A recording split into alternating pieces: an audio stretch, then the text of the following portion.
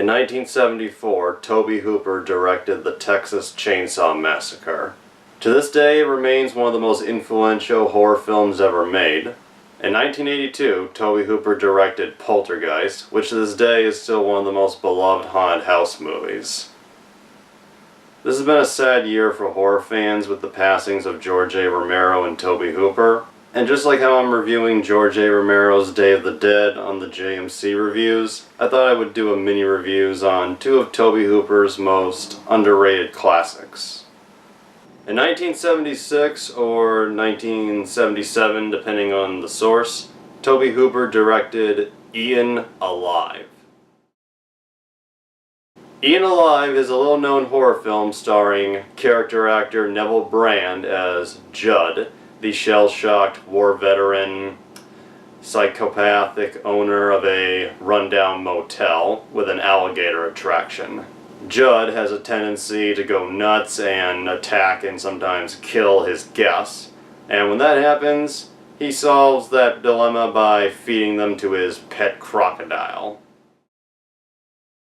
Now I will admit, Eaten Alive is not the most three-dimensional movie, but it actually is pretty scary and unnerving, a lot of it owed to Neville Brand's performance as Judd, just playing a crazy asshole who is just uncontrollable and unpredictable, all the while still having a few humorous moments to take a break from the really intense shit.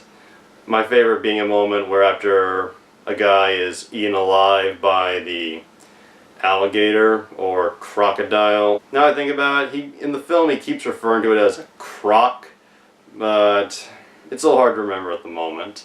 But anyway, my favorite funny moment with him is after this guy's eaten alive, Judd goes into his room and he quickly unwraps what appears to be a bag of drugs, and he then just slurps it up and goes, "Oh, that PC made me feel better already." You really have to see the film to truly get just how crazy and terrifying this guy is. And the film's music score is also a huge contributor to putting the audience in a state of fear and just feeling almost petrified at the action going on. And the film also has a lot of very interesting color filtering going on during certain scenes, adding to the uncomfortableness. The film's supporting cast is also pretty noteworthy. Marilyn Burns, who played Sally in the Texas Chainsaw Massacre, appears, along with Caroline Jones, who played Mordecai Adams on the Addams Family TV show, playing the sleazy madame of a local brothel.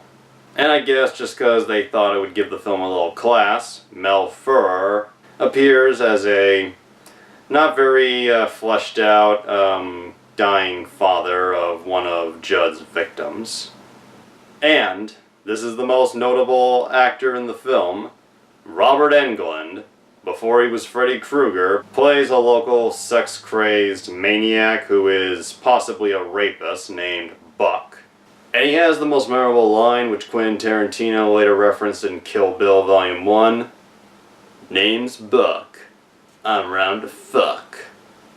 And also making a very early appearance as the young daughter of one of Judd's victims is Kyle Richards, known to some as Lindsay from John Carpenter's Halloween, and known to others as one of the Real Housewives. It's a great, terrifying, unnerving 70s horror film, and if you love the Texas Chainsaw Massacre, I recommend it. In 1985, just 3 years after he made Poltergeist, Tobe Hooper directed for Cannon Films one of his biggest budgeted movies, Lifeforce.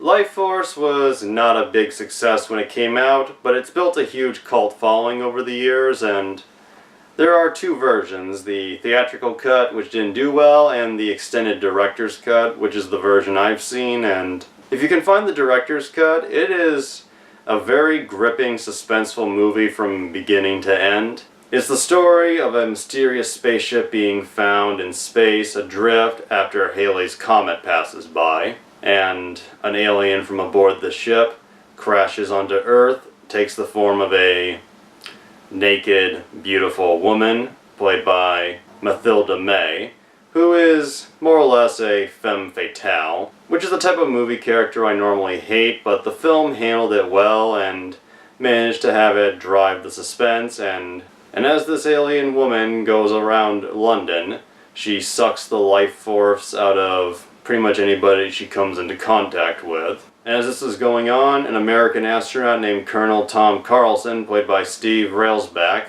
the only survivor of the spaceship crew who investigated the mysterious ship, works with a British colonel named Colin Kane, played by Peter Firth, to stop this evil space girl before she sucks the life force out of all of the world. And as they work to find and stop her, Colonel Carlson fights his attraction to the space girl, who next to trying to destroy the world, wishes to have him by her side.